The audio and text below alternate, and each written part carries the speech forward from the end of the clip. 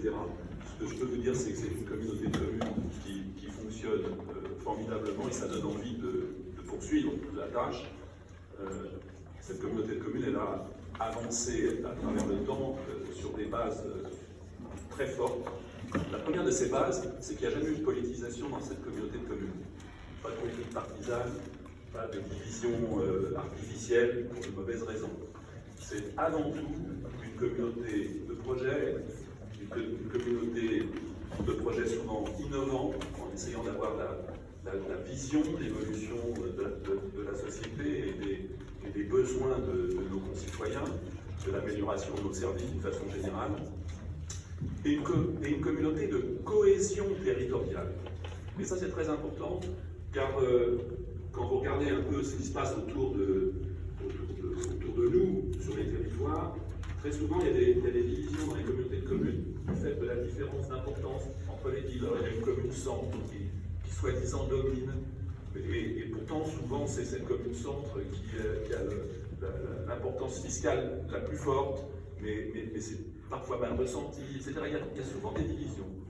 Dans cette communauté de communes qui a été créée, à l'époque ça s'appelait un district, par Michel Dornano en 1974, il n'y a jamais eu ces divisions. Et si on travaille aussi bien tous ensemble, c'est parce que ça fait des décennies que nos communes travaillent ensemble sur des sujets communs et aboutissent la plupart du temps sur tous les sujets à un consensus. Pourquoi? Parce qu'il y a une vraie concertation, il y a de vrais échanges. Vous savez qu'en 2019 vient de sortir une nouvelle loi qui s'appelle Engagement et Proximité, et qui invente la conférence des maires. Mais nous, on a une conférence de travail, on l'appelle le bureau des maires. Le bureau des maires depuis que la communauté de communes existe. Et c'est dans ce bureau des maires, après le travail des commissions, travail en commission, proposition au bureau des maires, les maires se mettent d'accord et les sujets viennent en conseil communautaire pour procéder au vote. D'ailleurs, la concertation en général a été tellement forte en amont que les conseils communautaires se déroulent très vite, sans aucun problème, parce que tout a été réglé avant. Et ça, c'est très important. Et c'est aussi ce qui fait que sur des sujets difficiles, on a abouti assez rapidement. Jean-Claude Gollet faisait référence tout de suite aux ordures ménagères. Je peux vous dire que quand on nous a transféré les ordures ménagères des communes à la communauté de communes, il a fallu mettre en place un système qui était extrêmement complexe. Parce que la collecte des ordures ménagères à Trouville, à Tours, à Deauville ou dans les principales communes, et la collecte des ordures ménagères à Deauville et Saint-Pérazille, c'est pas tout à fait la même chose, et il a fallu faire en sorte que tout ça fonctionne. Alors, il y a eu quelques tâtonnements, il y a eu quelques difficultés au départ. Il y en a encore d'ailleurs, parce que c'est jamais complètement résolu le problème des ordures ménagères. Mais ce que je peux vous dire, c'est qu'on a tous travaillé ensemble et qu'on est arrivé à trouver. Le plan local d'urbanisme intercommunal, il y a des intérêts tellement différents dans les communes, qui sont tellement différentes de communes. Eh bien, on a réussi à avoir un vrai plan local d'urbanisme intercommunal, avec des règles intercommunales. Il n'y a pas eu besoin de lâcher telle ou telle chose à telle ou telle commune. On est vraiment dans l'intercommunalité. Et donc, on traite aussi d'un certain nombre de sujets dont la compétence n'a pas forcément été transférée, mais le projet est de nature ou de mesure intercommunale. Je prends l'exemple, par exemple, du POMS, ou l'exemple du Paléospace. Le Paléospace relève de la culture, le POMS relève du sport. Les compétences ne sont pas transférées. En revanche, c'était des projets de taille intercommunale, et donc l'intercommunalité s'est engagée. Et on s'est mis d'accord très vite, et on n'aurait pas pu réaliser seul, chacun dans sa commune, des opérations de cette importance. Et on a pu les faire parce qu'on était tous ensemble. On ne fait pas que des choses plaisantes. Hein. Une station d'épuration, je ne sais pas ce qu'il y a de plus passionnant à monter. On est en train de rénover nos déchetteries, c'est pas forcément ce qu'il y a de plus passionnant. Mais quand on aborde ces sujets-là dans l'innovation, alors ça devient intéressant. Et on a une station d'épuration qui est parmi les plus innovantes.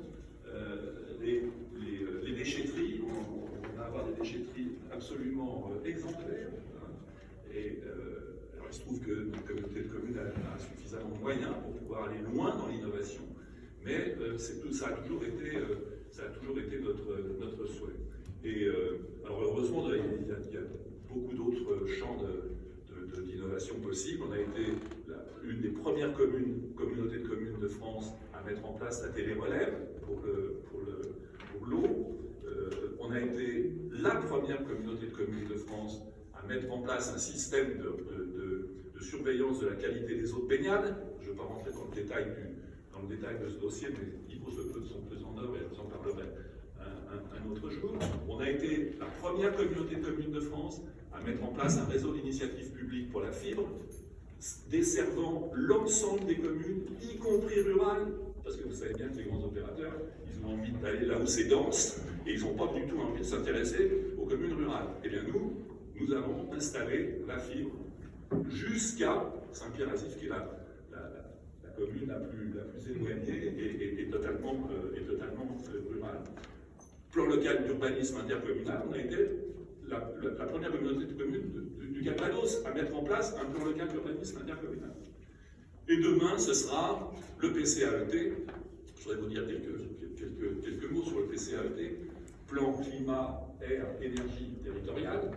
Vous voyez bien que ça touche au développement durable.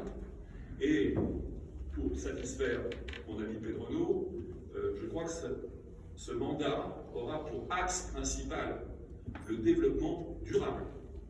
Développement économique, bien sûr, amélioration de tous les services, bien sûr, mais de façon durable. Et on a commencé bien avant que ça devienne à la mode. Et c'est un des éléments les plus structurants du mandat à venir, si vous m'élisez président dans quelques minutes. Alors je ne vais pas reprendre tout ce qui a été réalisé, mais il y a eu beaucoup, et plutôt vous parler donc de ce mandat à venir, au point que mettre le développement durable en première ligne, au point de créer une nouvelle commission qui traitera de la transition énergétique.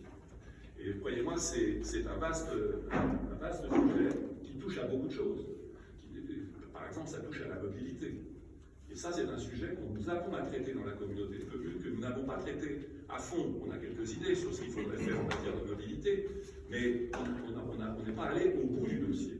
Et c'est un dossier qui illustre parfaitement la notion et de développement, et d'ailleurs une notion aussi sociale, développement économique, social, et respect environnemental. Et donc, ce sera pour moi l'élément le plus important, avec la démarche Synergie, avec l'écodomaine du groupe d'eau, sur lequel on a beaucoup, je dirais qu'on a fait un écodomaine comme M. Jourdain faisait à Prost, c'est-à-dire sans nous en rendre compte, parce qu'on l'a fait par petits bouts, et aujourd'hui, quand je parle aux personnes qui animent cet écodomaine du groupe d'eau, je leur dis, désormais, il faut avoir un plan global de développement de l'opération. On est sur un territoire qui fait plus de 60 hectares, il y a beaucoup d'activités qui s'y sont déjà développées, maintenant il faut arriver à coordonner tout ça, et c'est là aussi une belle illustration de ce qu'on peut faire en matière d'innovation et de respect de la durabilité du développement. Bon, et puis toute la rénovation énergétique, bien sûr. Donc développer, oui, mais durablement, et ce sera l'axe majeur. Je ne veux pas être trop long, bien sûr qu'il faudra continuer nos process de haute qualité de nos services, tout en maîtrisant les coûts, ça c'est très important aussi, et de valoriser aussi, par des projets structurants et conformes à nos orientations générales, nos dernières disponibilités foncières. On n'en a plus beaucoup de disponibilités foncières.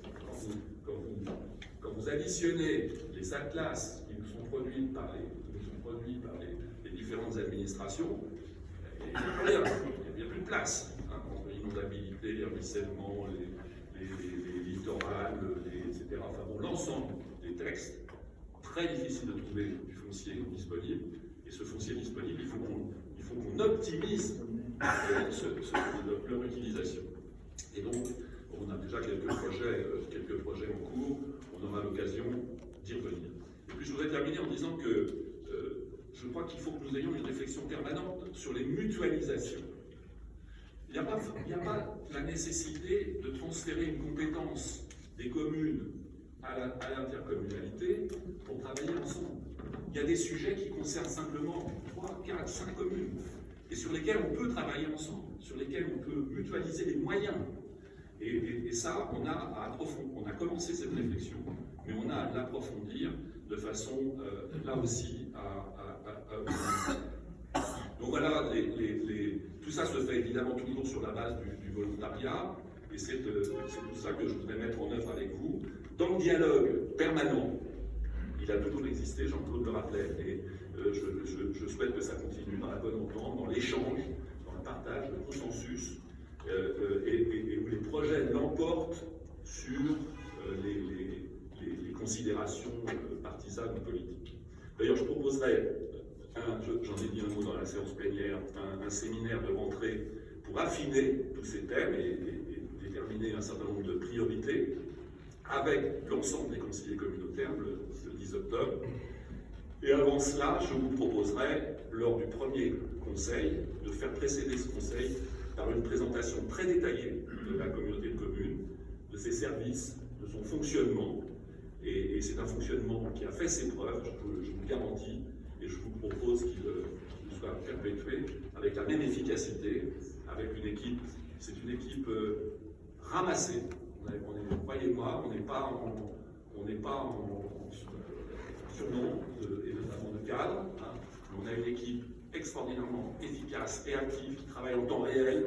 Et pour l'ancien chef d'entreprise que je suis, croyez-moi, c'est vraiment apprécié ce travail en temps réel. Et tout ça dans la bonne entente au bénéfice de chacune de nos communes respectives. Voilà ce que je voulais vous dire avant de procéder au vote.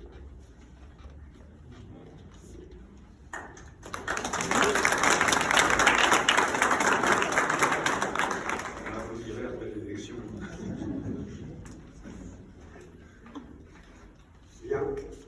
Alors, conformément aux dispositions de l'article L. 5211-9 du Code général. Philippe Augier.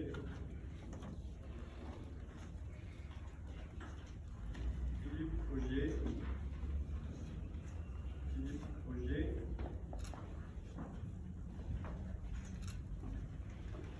Blanc. Philippe Augier. Blanc. Philippe Augier. Philippe. Enfin, Philippe Augier.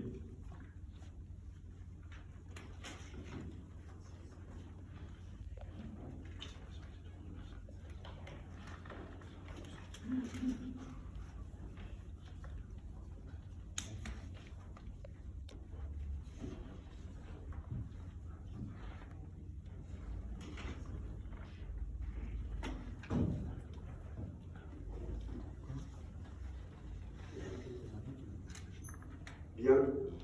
Est proclamé président de la communauté de communes Cœur-Paul-Fleury avec la majorité absolue, M. Philippe Augier, 36 voix pour, 5 ans.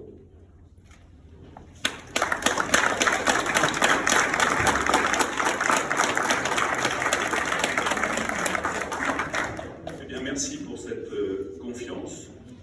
Et je vais essayer d'être à la hauteur pour convaincre les 5 qui ont un petit doute. Et je ferai de mon mieux dans ce sens. Voilà. Bien. Donc, je réponds à la présidence de la séance. Merci Jean-Claude. Je voudrais dire merci pour la présidence de la séance et merci à mon tour pour tout ce que tu as accompli pendant ton premier mandat. Tu as été un des conseillers communautaires, tu l'es encore, mais tu as été un des conseillers communautaires les plus assidus, participant à un nombre de commissions absolument colossal. Je pense que tu as le record.